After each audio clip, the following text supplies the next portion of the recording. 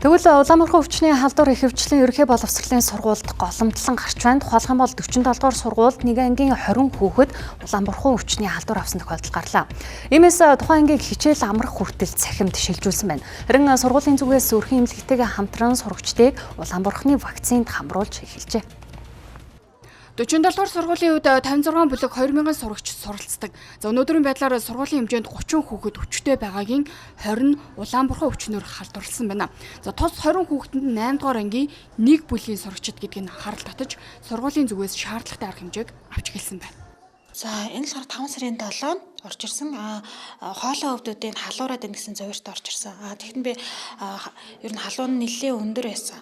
Тэгээд өрхийнхаа эмнэлэгт үзүүлээрээ халуун буруулах юм угаад гаргасан. Эхний тохиолдлоос шинж тэмдгээс шалтгаалаад батлагдсан тохиолдолд ангийн бүгдийн ангийн ер нь Улаанбарханы вакцинд хамрагдуулсан. 1 2 дугаар тун амрагцсан хүүхдээ болохоор хамрагдуулаагүй бусдын болохоор бүгдийн ангийнхан багштай бүгдийг хамрагдуулсан байгаа.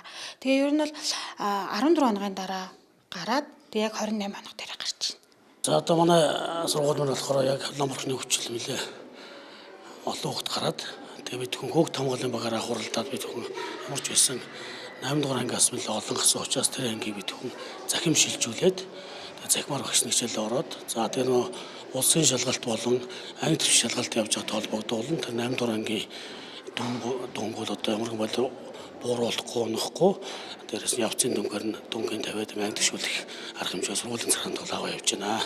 За иймээс өчигдрөөс эхлэн сургуулийн хэмжээнд Улаанбархан өвчний дархлаажуулалтыг нэгдсэн байдлаар зохион байгуулж 40% үргэлжилж байна.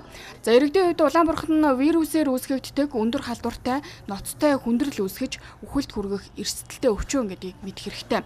За тоо баримт дурдвал 2023 онд дэлхийн нийтээр 107,500 хүн Улаанбарханаар нас орсон байна. Нас орсон хүмүүсийн ихэнх нь вакцинд огт хамрагдаагүй, за эсвэл 2 тунгаа бүрэн хийлгээгүй 5-аас доош насны хүүхдүүд байж. Энэ өвчнөөс сэргийлэх үндсэн гол арга нь вакцинд хамрагдгаа гэдгийг салбарынхан сануулсаар байна.